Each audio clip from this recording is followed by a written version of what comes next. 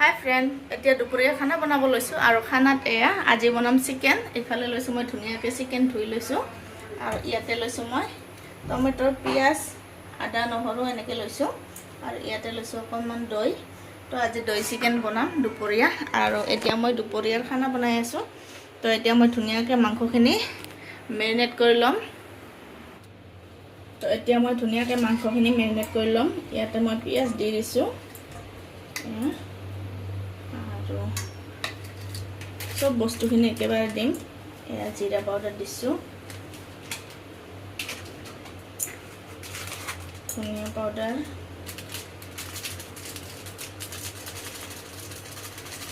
এয়া ধনিয়া পাউডাৰ আৰু এয়া ৰেড চিলি পাউডাৰ অকণমান দি দিম কালাৰৰ কাৰণে। তো এতিয়া মই ধুনীয়াকৈ সানি ল'ম।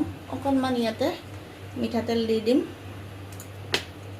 এয়া মিঠাতেল দি দিছোঁ অকণমান আৰু এতিয়া মই ধুনীয়াকৈ মিলাই ল'ম। এনেকৈ মাংস বনালে বহুত টেষ্টি হয় খাবলৈ। এনেকৈ থৈ দিব পাৰিলে আৰু ভাল মেৰিনেট কৰি, কিন্তু টাইম নহ'লে এনেকৈ বনালেও একো নহয়।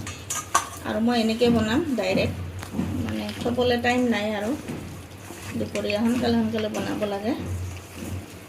আৰু ইয়াতে মই দৈখিনি দি দিম। এয়া দৈ লৈছোঁ,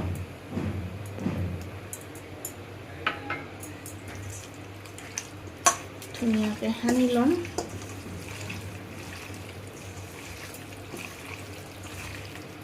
নিমখ হালধি গোটেই মই একেবাৰে দি দিম ইয়াতে। আৰু মাংসটো এনেকৈ যিমান মিলাই ল'ব সিমান মানে সোৱাদ হয়, খাবলৈ টেষ্টি হয়। দিলেও হয় দৈ নহ'লে, আৰু দৈ থাকিলে দৈ দিলে, নেমু দিব নালাগে। তো দৈটো এনেও অকণমান টেঙা টেঙা হয়। তো ইয়াতে মই এতিয়া নিমখ হালধি দি দিম।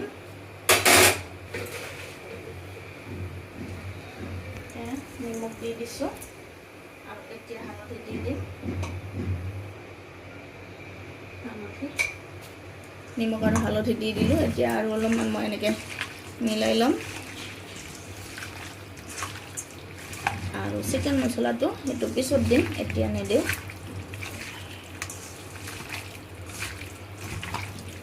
কি ধুনীয়া গোন্ধ ওলাইছে মছলাৰ। আৰু এতিয়া মই ইয়াতে আদা নহৰুখিনি দি দিম।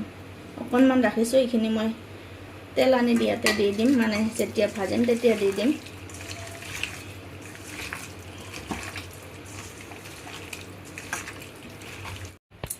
কেৰাহী গৰম হৈছে আৰু তেল দি দিছোঁ মই। ইয়াতে লৈছোঁ অকণমান গৰম মছলা, জিৰা মছলা, মানে চব মিক্স আছে আৰু এইখিনি দি দিম। এতিয়া মই এয়া দি দিছোঁ। এতিয়া ইয়াতে অকণমান পিঁয়াজ দি দিম। পিঁয়াজ দি দিছোঁ।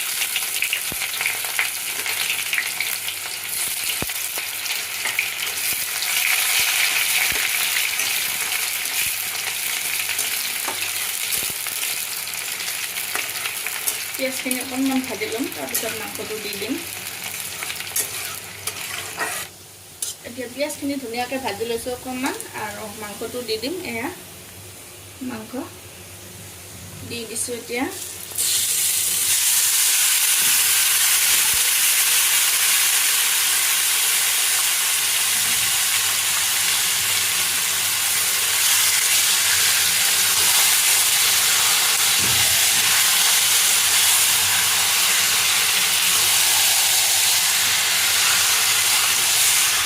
তো এতিয়া মাংসটো বঢ়াই দি দিছোঁ আৰু এতিয়া আৰু বেলেগ কাম নাই। গোটেইখিনি মছলা পাতি যি যি দিব লগা মই দিয়ে দিছোঁ। এতিয়া খালি এনেকৈ মানে ভাজিব লাগিব অকণমান সময় ধুনীয়াকৈ। আৰু মাংসটো বঢ়াই দিয়াৰ লগে লগে ইমান ধুনীয়া এটা গোন্ধ ওলাইছে মানে মছলাৰ। আৰু গোটাকৈ গৰম মছলা দি দিছোঁ, সেইটোও মানে বহুত ধুনীয়া গোন্ধ ওলাইছে।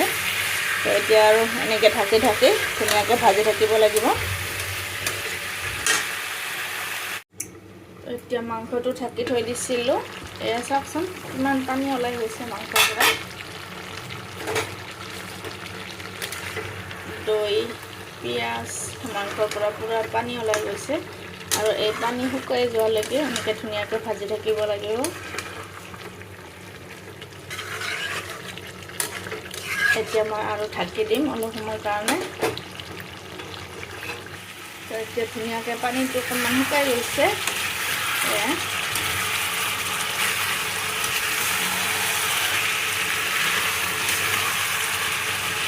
এতিয়া মই ইয়াতে টমেটো দি দিম টমেটো দি দিছোঁ তো মাংসটো ভাজা হৈ গৈছে ধুনীয়াকৈ এতিয়া মই পানী লৈছোঁ গৰম পানী লৈছোঁ ইয়াতে দি দিম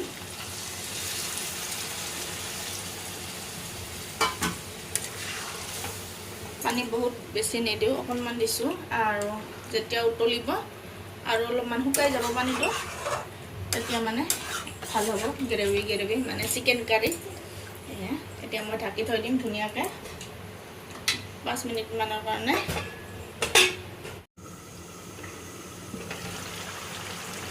ধুনীয়াকৈ উতল আহিছে আৰু পানীটো বহুতখিনি শুকাই গৈছে এতিয়া মই ইয়াতে চিকেন মছলা দি নমাই থম মাংসটো আজিৰ আমাৰ দৈ চিকেন কাৰী ধুনীয়া হৈছে চাওকচোন অকণমান মই চিকেন মছলা দি দিছোঁ দি লৰাই দিম